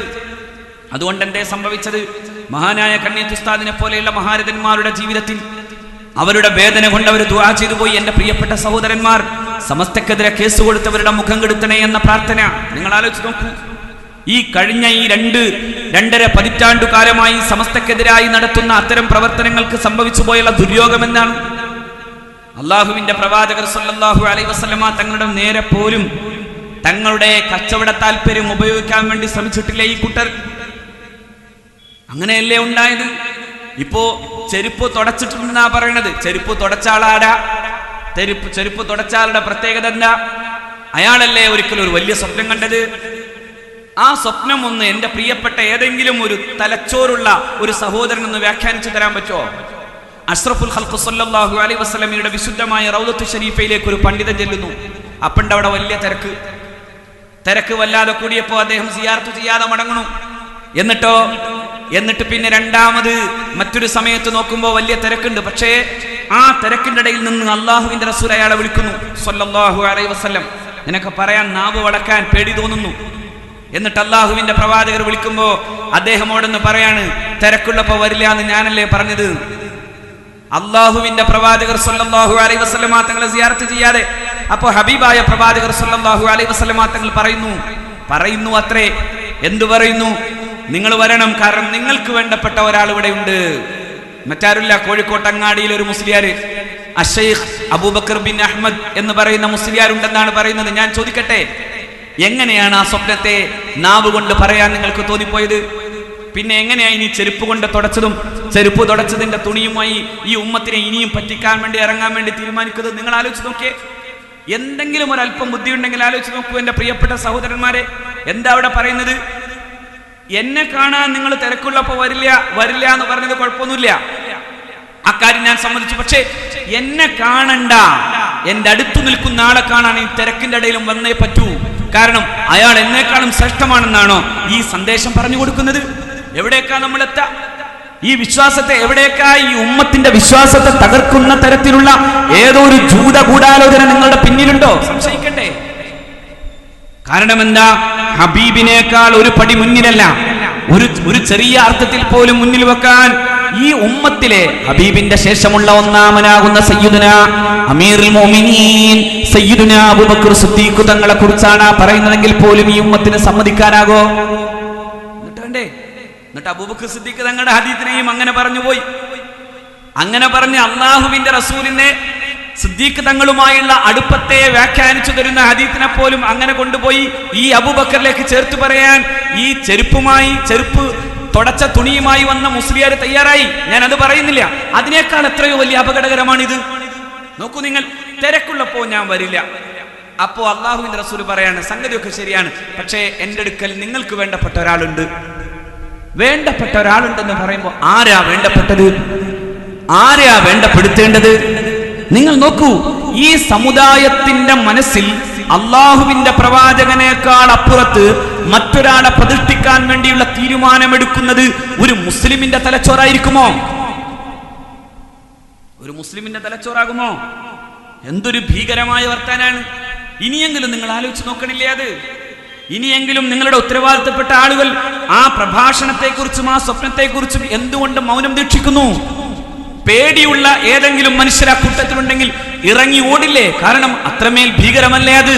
കാരണം അള്ളാഹുവിന്റെ പ്രവാചകരെക്കാൾ സയ്യിദുന അബൂബക്കർ സിദ്ദീഖ് തങ്ങളെ പോലും നമുക്ക് മുന്തിക്കാൻ കഴിയില്ലെങ്കിൽ പിന്നെ കാലങ്ങൾക്കു ശേഷം പരാതികളും പരിവട്ടങ്ങളും ആരോപണങ്ങളും നിരന്തരം ഉന്നയിക്കപ്പെടുന്ന, ശരിയാണെന്ന് പല ആളുകളും പറയേണ്ടി വരുന്ന വിധം അത്രയേറെ ആരോപണങ്ങൾക്ക് വിധേയമായ ഒരു പണ്ഡിതനെ കുറിച്ച് അങ്ങനെ പറഞ്ഞാൽ, ആരോപണങ്ങളൊക്കെ ഞാൻ മാറ്റിവെക്കട്ടെ, അതൊക്കെ അവരവർക്ക് ഉള്ളത് അവരവരുമായും ബന്ധപ്പെട്ടതാണ്, ഞാനത് വിശദീകരിക്കുന്നില്ല. പക്ഷെ ഇങ്ങനെ ഒന്ന് പറഞ്ഞാൽ, ഇങ്ങനൊരു രീതിയിൽ ഒരാളെ അവരോധിക്കണമെന്ന് പറയുന്ന വിധത്തിലുള്ള ഒരു പ്രസംഗവും അത്തരത്തിലൊരു സ്വപ്നവും ഉണ്ടെങ്കിൽ തലച്ചോറ് ആർക്കും പണയം വെക്കാത്ത എന്റെ പ്രിയപ്പെട്ട സഹോദരന്മാർ ആലോചിച്ച് നോക്കൂ, എത്ര ഭീകരമാണത്, എത്ര ഭീകരമാണ്! എന്തേ അതിനു കാരണം?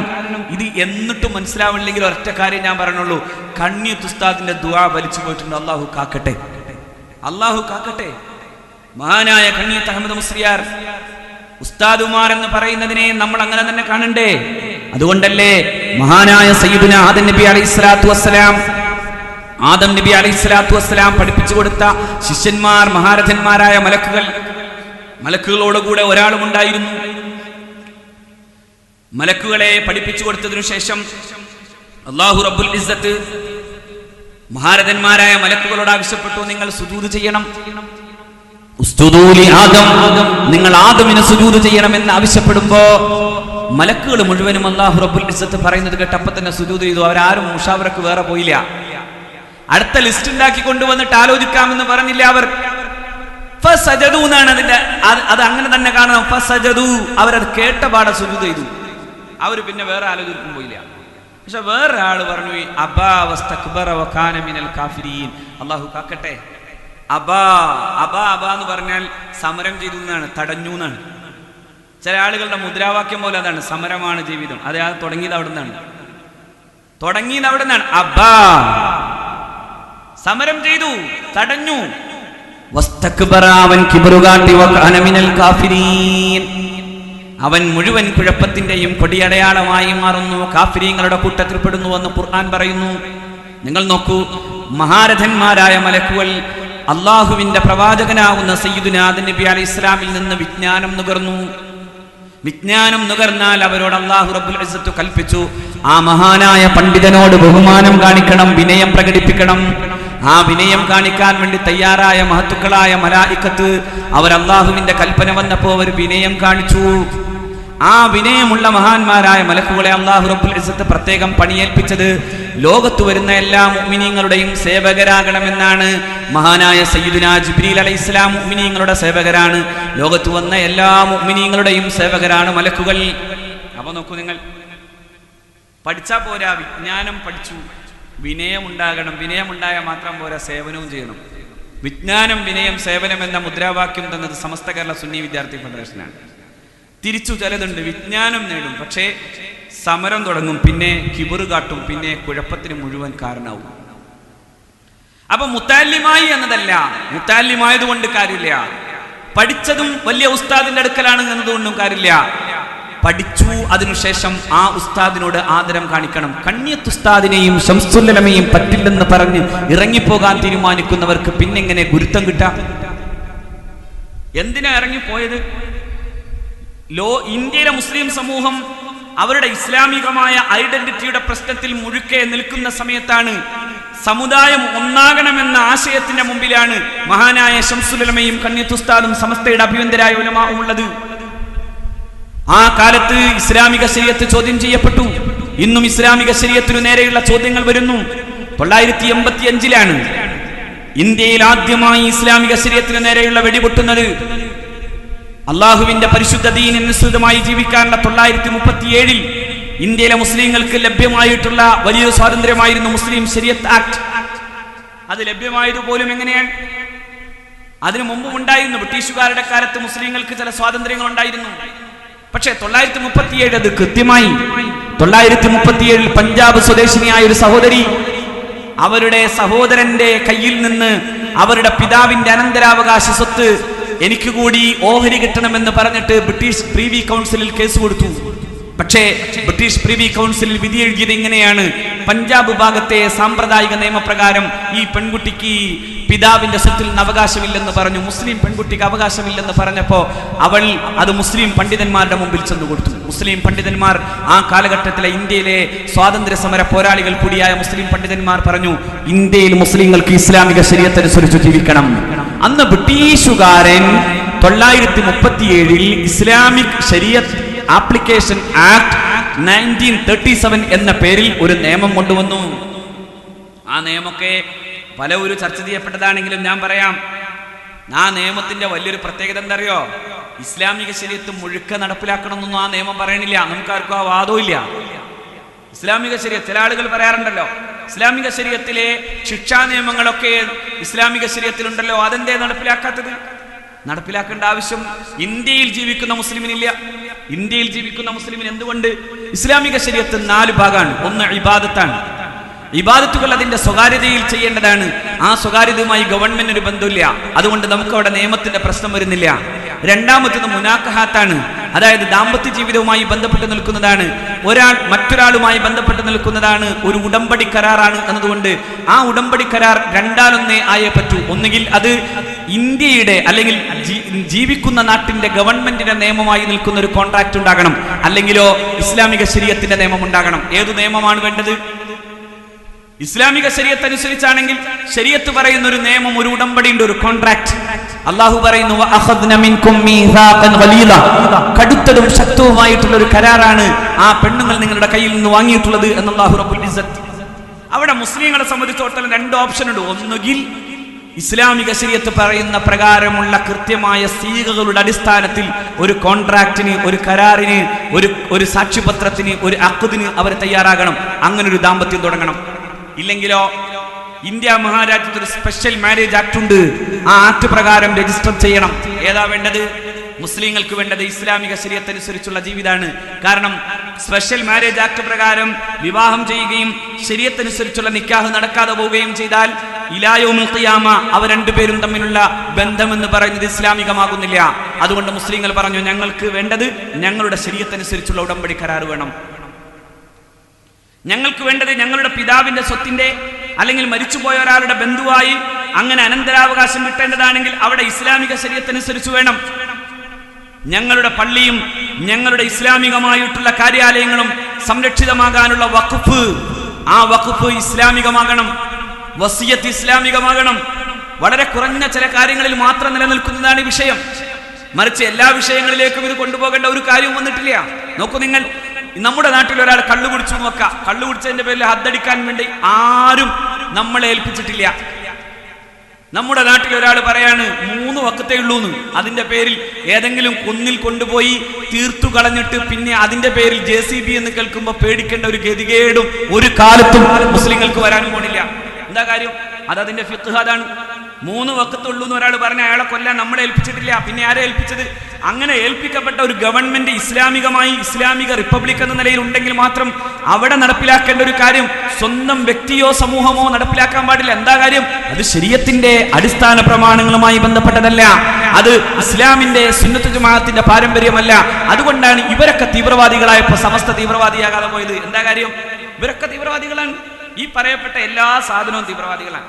ഇവരുടെ ഒക്കെ ഒന്ന് പിറകെ പോയി ചോദിച്ചൊക്കെ JCB എന്ന് കേട്ട അവർ ഞെട്ടും, ജമിയത്തുൽ ഇഹ്സാൻ എന്ന് പറഞ്ഞാൽ അവർ ഞെട്ടും, ടൈഗർ സുന്നി ഫോഴ്സ് എന്ന് പറഞ്ഞാൽ അവർ ഞെട്ടും.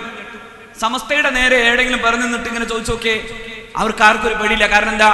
സമസ്ത SKSFO ജീവിതത്തിൽ ഒരു അർദ്ധനിമിഷം പോലും അത്തരത്തിലുള്ള തീവ്രവാദ ചിന്തയുമായി ബന്ധപ്പെട്ടു പോകാത്തതിന്റെ കാരണം ഇത് പാരമ്പര്യത്തിന്റെ അടിസ്ഥാന പ്രമാണങ്ങളെ കൃത്യമായി പഠിച്ച ഒരു സമൂഹത്തിന്റെയും പണ്ഡിത തലമുറയുടെയും വഴിയിലൂടെ മാത്രം കടന്നു വന്നതാണ്. സമസ്തയുടെ അഭ്യന്തരായ ഈ പണ്ഡിതന്മാരുടെ കീഴിൽ ജീവിച്ചതാണ് സമസ്ത കേരള സുന്നി വിദ്യാർത്ഥി ഫെഡറേഷൻ. അതാണ്.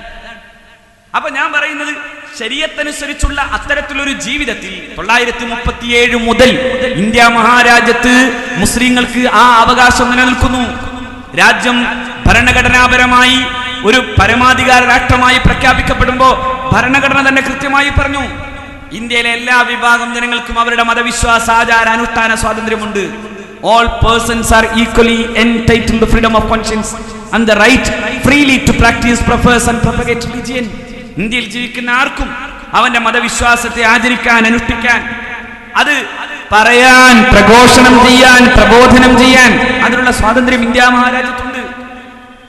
ഇന്ത്യയിൽ ഒരു മതന്യൂനപക്ഷത്തിന് ആ ന്യൂനപക്ഷ സമൂഹത്തിന്റെ സംസ്കാരം നിലനിർത്തണമെന്ന് നിർബന്ധ ബുദ്ധിയുള്ള കാലത്തോളം രാജ്യം അവർക്കുമേൽ ഇടപെടാൻ പാടില്ല എന്ന് പറയുന്നു ഇന്ത്യയുടെ ഭരണഘടനയുടെ 27ാം അനുച്ഛേദം.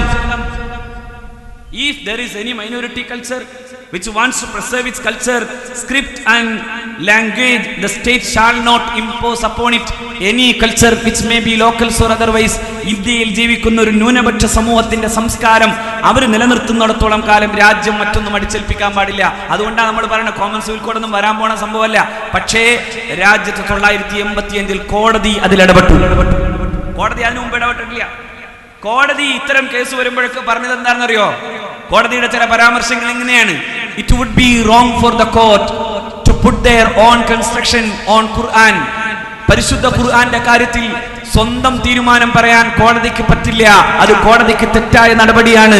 പരിശുദ്ധ ഖുർആൻ വ്യാഖ്യാനിച്ചിട്ടുള്ള മഹാരഥന്മാരായ അതിന്റെ അതോറിറ്റീസ്, അതിന്റെ പ്രഗത്ഭരായ പണ്ഡിതന്മാർ എങ്ങനെയാണോ ഖുർആനെ പറഞ്ഞിട്ടുള്ളത്, എങ്ങനെയാണോ പ്രവാചകാധ്യാപകങ്ങളെ പറഞ്ഞിട്ടുള്ളത്, ആ തരത്തിലല്ലാതെ കോടതിക്കൊന്നും പറയാൻ കഴിയില്ല എന്നാണ് കോടതി നേരത്തെ പറഞ്ഞത്. അങ്ങനെയാണ്. പക്ഷെ നമ്മുടെ നാട്ടിൽ ചില ആളുകൾ പിന്നീട് സ്വന്തം വ്യാഖ്യാനിക്കാൻ തുടങ്ങിയപ്പോൾ 85 കോടതിയും പറയാൻ തുടങ്ങി. പക്ഷേ അന്ന് ഇന്ത്യയിലെ മുസ്ലിം പണ്ഡിത നേതൃത്വം, ഇന്ത്യയിലെ പ്രഗത്ഭരായ രാഷ്ട്രീയ നേതൃത്വം, ഇന്ത്യയുടെ പാർലമെന്റിൽ അഭിവന്ദനായ ഗുലാം മഹ്മൂദ് ബനാത്വാല സാഹിബാണ് പറഞ്ഞത്, ഇന്ത്യയിലെ മുസ്ലിങ്ങൾക്ക് അള്ളാഹുവിന്റെ ദീനിന്റെ ശരീഅത്തനുസരിച്ച് ജീവിക്കണം. അതിനുവേണ്ടി അദ്ദേഹം അവിടെ ഒരു ബില്ല് കൊണ്ടുവരാൻ വേണ്ടി ശ്രമിച്ചു. മുസ്ലിം വിമൻ പ്രൊട്ടക്ഷൻ ആക്ട് എന്ന പേരിൽ ഒരു സ്വകാര്യ ബില്ല് കൊണ്ടുവന്ന് അദ്ദേഹം പ്രസംഗിച്ചപ്പോഴാണ് ഇന്ത്യയുടെ അന്നത്തെ പ്രധാനമന്ത്രി പറഞ്ഞത്, അങ്ങയുടെ വികാര നിർഭരമായ പ്രസംഗം അത് ഇന്ത്യൻ മുസൽമാന്റെ വികാരമാണെങ്കിൽ ഞാൻ അങ്ങയോടൊപ്പം ഉണ്ടാകും. ഈ പാർലമെന്റ്, ഈ സ്വകാര്യ ബിൽ എന്റെ പാർലമെന്റ്, എന്റെ ഗവൺമെന്റിന്റെ ഭൂരിപക്ഷം നിലനിൽക്കുന്ന പാർലമെന്ററിയന്മാർ, അവരെ കൊണ്ട് ഞാനിത് പാസ്സാക്കി കൊണ്ടുവരും എന്ന് പറഞ്ഞു അഭിനന്ദനായ രാജീവ് ഗാന്ധി. അന്ന് മുസ്ലിം ഉമ്മത്ത് ഒരുമിച്ച് നിൽക്കാൻ വേണ്ടി തയ്യാറാകുന്ന സമയത്ത് പുറപ്പെട്ടിറങ്ങിയതാണ്. ഫഖറജ ഫീ സീനതിഹി എന്ന് പറഞ്ഞ പോലെ ഇറങ്ങിപ്പോയതാണ് ഞാൻ. നോക്കണം നിങ്ങൾ, ചില ആളുകളുടെ ജീവിതത്തെ ഖുർആനിലെ വിശുദ്ധമായ ചില ആയത്തുകളുമായി ബന്ധപ്പെട്ടുകൊണ്ട് പഠിച്ചാൽ വല്ലാത്ത അത്ഭുതം തോന്നിപ്പോകും. ഫഖറജ അലാ ഖൗമിഹി ഫീ സീനതിഹി قال الذين يريدون الحياة الدنيا يا ليت لنا مثل ما أوتي قارون إنه لذو حظ عظيم എന്ന ആയത്തിന്റെ വ്യാഖ്യാനത്തിൽ മുഫസ്സിരിങ്ങൾ പറയുന്നു, അന്ന് ഖാറൂൻ ഏറ്റവും മുന്തിയ വാഹനത്തിന്റെ പുറത്തായിരുന്നു ആ യാത്ര നടത്തിയത്. ഇന്നു ചില ആളുകളും വലിയ വാഹനത്തിന്റെ പുറത്തിരിക്കുമ്പോൾ നമ്മൾ ആലോചിച്ചു പോകുന്നു. അള്ളാഹു കാക്കുമാറാകട്ടെ. ഉസ്താദുമാരെ അവഗണിച്ചു പോകുന്ന ചിലരെ അള്ളാഹു നമ്മളെ രക്ഷപ്പെടുത്തുമാറാകട്ടെ. തലക്ക് ബോധമുണ്ടെങ്കിൽ, ചിന്തിക്കാൻ തയ്യാറാണെങ്കിൽ ഈ പരിശുദ്ധ സമസ്ത കേരള ജംഇയ്യത്തുൽ ഉലമക്കെതിരായി എന്തിനു കൊടിപിടിക്കണം?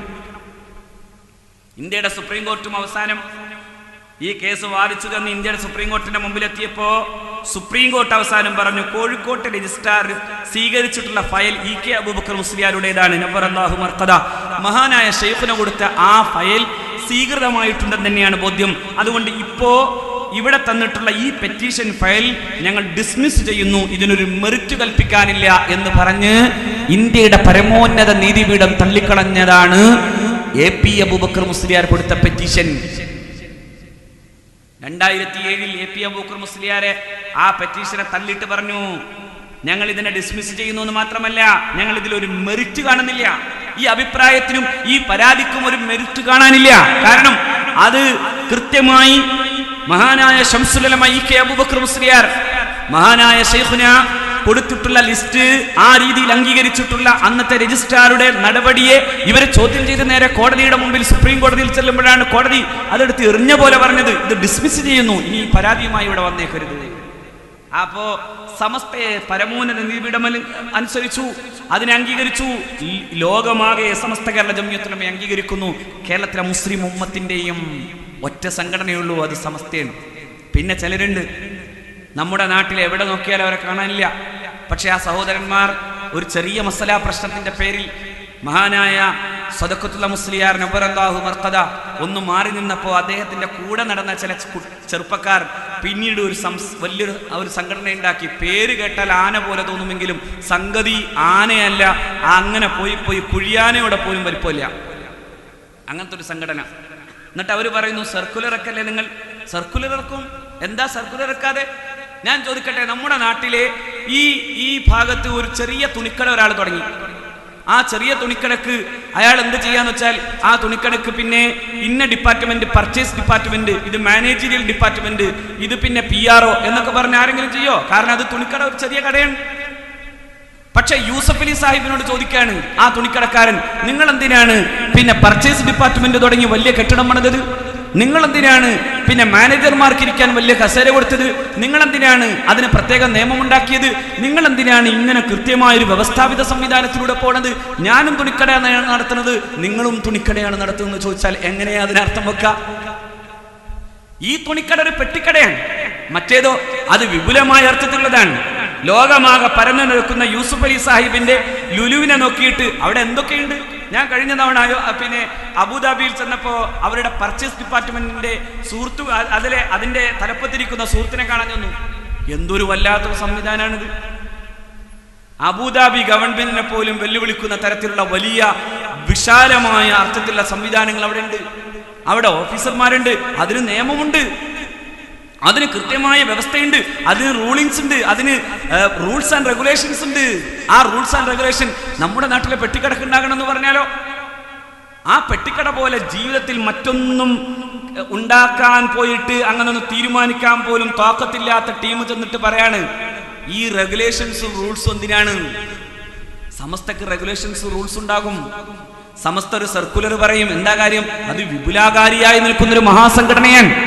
സമസ്തയല്ലാതെ മറ്റാരെയാണ് ഈ മഹല്ലു ജമാഅത്തുകാരൻ അംഗീകരിക്കേണ്ടത്? അതുകൊണ്ട് ഓരോ മഹല്ലു ജമാഅത്തുകാരനും പറയും, എന്റെ നാട്ടിൽ എന്റെ മക്കളെ പഠിപ്പിക്കാൻ സമസ്തയുടെ വിദ്യാഭ്യാസ ബോർഡിന്റെ കീഴിലാകണം. അപ്പൊ സമസ്ത പറയും, ഞങ്ങൾക്കിത് അഫിലിയേറ്റ് ചെയ്യാൻ ഇന്ന ഡിമാൻഡ്സ് ഉണ്ട്. നിങ്ങൾ അവിടെ പഠിപ്പിക്കുന്ന മുഅല്ലിമീങ്ങൾക്ക് ഇന്ന രീതിയുണ്ട്, അവർക്ക് ഇന്ന സ്വഭാവം ഉണ്ടാകണം എന്ന് പറഞ്ഞു കൊടുക്കും. അതെങ്ങനെയാ ശൈഥില്യാവ? ഈ കൂട്ടത്തിലങ്ങ് കൂടിയാ പോരെ, എന്തിനാ ശൈഥില്യം പറഞ്ഞ് ശിഥിലം ഉണ്ടാക്കുന്നത്? അതൊരു തരം മുഴുത്തസൂയ കൊണ്ടാണ്. പെട്ടിക്കടക്കാരുടെ ഇങ്ങനെ ലുലു നടത്തുന്ന പ്രഗത്ഭനായ യൂസുഫ് അലി സാഹിബുമായി സമമാവുക? അതുപോലെ സമസ്തയോടൊപ്പം എങ്ങനെയാണ് ഈ പറയപ്പെടുന്ന ഒരു ഉസ്താദ്, ഞാൻ അങ്ങനെ തന്നെ വിളിക്കട്ടെ, ഒരു ഉസ്താദ് സമാവ? അല്ലാത്ത വിളി എനിക്ക് വിളിക്കാൻ പറ്റാത്തത് കൊണ്ടാണ്. നോക്കൂ നിങ്ങൾ. അപ്പോ കേരളത്തിലെ മുസ്ലിം ഉമ്മത്തിന്റെ ഏത് വിഷയങ്ങളിലും ഇടപെടാൻ കഴിയുന്ന ഒരൊറ്റ സംഘടനയാണ് അത് സമസ്ത കേരള ജംഇയ്യത്തുൽ ഉലമയാണ്.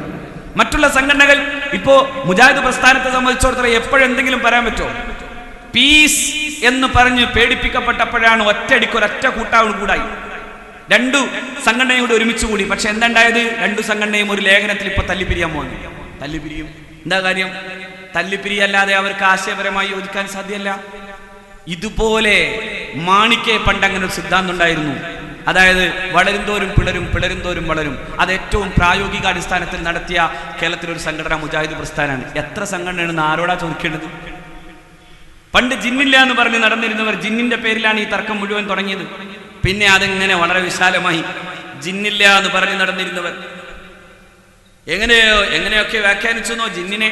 ജിന്നെന്ന് പറഞ്ഞാൽ അത് പരിശുദ്ധ ഖുർആൻ അങ്ങനെ പറയുകയാണെങ്കിൽ അതിന്റെ അർത്ഥം ഈ രണ്ട് വിഭാഗം മനുഷ്യന്മാരുണ്ടല്ലോ. ഒന്ന് വളരെ പ്രൈമിറ്റീവ് ആയിട്ടുള്ള ആദിവാസികൾ ജിന്നായിരിക്കും. പിന്നെയോ കുറച്ചുകൂടി സംസ്കാര സമ്പന്നരായ മനുഷ്യന്മാരുണ്ടല്ലോ, അവർ ഇൻസാണ്. അങ്ങനെ വ്യാഖ്യാനിച്ചു. അതിനപ്പുറം പോയിട്ട് അവസാനം നമ്മളൊക്കെ ടോയ്ലറ്റിൽ കയറുമ്പോൾ അല്ലാഹുവിന്റെ റസൂൽ സല്ലല്ലാഹു അലൈഹി വസല്ലമ തങ്ങൾ പഠിപ്പിച്ചു അല്ലേ? എന്താണ്? അല്ലാഹുമ്മ ഇന്നി അഊദു ബിക മിനൽ ഖുബുസി വൽ ഖബായിസ്. പെൺചകിത്താന്മാരിൽ നിന്നും ആൺചകിത്താന്മാരിൽ നിന്നും പടച്ചവനെ നിന്നോട് കാവൽ തേടുന്നു എന്ന് പറഞ്ഞാൽ അതിന് നേരെ അർത്ഥം വെച്ചു പെൺകൊതുകിൽ നിന്നും ആൺകൊതുകിൽ നിന്നും രക്ഷപ്പെടുത്തണമെന്ന്. അല്ല, ബയോളജി പോലും അതിനെതിരാണ്. കാരണം എന്താ? ഈ പെൺകൊതുകയെ കടിക്കൂ, ആൺകൊതുക് കടിക്കൂല. അങ്ങനെയില്ല. നമ്മളെ ആൺകൊതുകുകളെ കാണേണ്ട എവിടെ അറിയോ? നമ്മുടെ നാട്ടിലെ ഈ തൊടികളിൽ പോയി നോക്കിയാൽ കാണാം. അവിടെ ഇങ്ങനെ ചെറുതായിട്ട് ഇങ്ങനെ പറന്നെടുക്കുന്നുണ്ടാവും. അവ ഈ തൊടികളിലെ ചെറിയ ചെറിയ സസ്യങ്ങളുടെ ലിംഫുകൾ പിടിച്ച് അത് കുടിച്ച് ജീവിക്കണം. ആ സമയം മനുഷ്യന്റെയും ജന്തുക്കളുടെയും രക്തം മോന്തുന്നത് പെൺകൊതുകാണ്. അപ്പൊ പെൺകൊതുകിന്ന് മാത്രം രക്ഷപ്പെടുത്തിയാൽ മതിയായിരുന്നു യഥാർത്ഥത്തിൽ. പക്ഷേ ഇവരർത്ഥം വെച്ച് കുടുങ്ങി. കാരണം അന്ന് ആ ബയോളജി തിരിഞ്ഞിരുന്നില്ല. നിങ്ങൾ ആലോചിച്ച് നോക്കൂ. ഇങ്ങനെ കാലേ മാറി വരുന്നതിനനുസൃതമായി കാര്യങ്ങളെ മാറ്റി പറയേണ്ടി വരുന്ന ഗതികേട് സമസ്തയുടെ പാരമ്പര്യ ഇസ്ലാമിക ജീവിതം നയിക്കുന്ന പണ്ഡിതന്മാർക്കില്ലാതെയും ഇവർക്കുണ്ടാവുകയും ചെയ്തതിന്റെ പ്രധാനപ്പെട്ട കാരണം ഈ പാരമ്പര്യത്തെ വെല്ലുവിളിച്ചതാണ്. ആ പാരമ്പര്യത്തെയാണ് നാം അനുസരിക്കേണ്ടത്. ആ പാരമ്പര്യത്തിന്റെ ആ വഴിയിലൂടെയാണ് നാം മുന്നോട്ട് പോകേണ്ടത്. അല്ലാഹു റബ്ബുൽ ഇസ്സത്ത് അതിന് തൗഫീഖ് തരുമാറാകട്ടെ. എൻ്റെ മുമ്പിൽ സമയം വളരെ പരിമിതമാണെന്ന് ഞാൻ നേരത്തെ സൂചിപ്പിച്ച പോലെ ഇവിടെ നിന്ന് ഇറങ്ങിയാലേ ഇനി സെമിനാറിൽ പങ്കെടുക്കാൻ കഴിയൂ. മാത്രമല്ല ഇതൊക്കെ വിശദീകരിക്കാൻ യോഗ്യനായ പ്രഗത്ഭനായ പണ്ഡിതൻ, ഞാൻ ഏറെ ആദരിക്കുന്ന അഭിനന്ദനായ ജലീൽ ഖത്താഫി പുല്ലാര ഇവിടെ ഉണ്ട്. ഇൻഷാ അല്ലാഹ് ബാക്കി വിഷയങ്ങൾ അദ്ദേഹം തന്നെ സംസാരിക്കും. സമകാലികമായി ഇന്നത്തെ പ്രശ്നങ്ങൾ അദ്ദേഹം തന്നെ വിശദീകരിക്കും. അതോടൊപ്പം തന്നെ അഭിനന്ദരായ തങ്ങൾ ഉദ്ഘാടനത്തിനു കൂടി വരും ഇൻഷാ അല്ലാഹ്. അല്ലാഹു റബ്ബുൽ ഇസ്സത്ത് സത്യം മനസ്സിലാക്കാൻ, ഞാനിതിൽ ഒരു തുറന്ന മനസ്സോടെ പറയുന്നു, നമുക്ക് സത്യം മനസ്സിലാക്കണം, സത്യം പഠിക്കണം. ആ സത്യം പഠിക്കുന്നിടത്ത് ഇങ്ങനെയൊക്കെ സ്വപ്നം പറയാൻ തുടങ്ങുന്ന ആളുകളെയും ഇനിയും കച്ചവടം ചെയ്യാൻ വേണ്ടി പുതിയ പുതിയ വേതാള ഭാവങ്ങളുമായി വരാൻ വേണ്ടി തീരുമാനിക്കുന്ന കച്ചവട തന്ത്രങ്ങളെയും നമുക്ക് തിരിച്ചറിയാൻ കഴിയണം. അഭിയന്തരായ ഗുരുനാഥന്മാരെ ബഹുമാനിച്ചൊരു കാലഘട്ടത്തിൻ്റെ ചിന്തയെ നമുക്ക് നെഞ്ചിലേറ്റാനാവണം. കാലം ഇന്നും പറഞ്ഞു തരുന്ന വിധം പാരമ്പര്യമാണ് ശരിയെന്ന ബോധ്യം നമുക്കുണ്ടാകണം. അല്ലാഹു അതിന് തൗഫീഖ് തരുമാറാകട്ടെ. വആഖിറു ദഅ്വാനാ അനിൽ ഹംദുലില്ലാഹി റബ്ബിൽ ആലമീൻ. അസ്സലാമു അലൈക്കും വറഹ്മത്തുള്ളാഹി വബറകാതുഹു.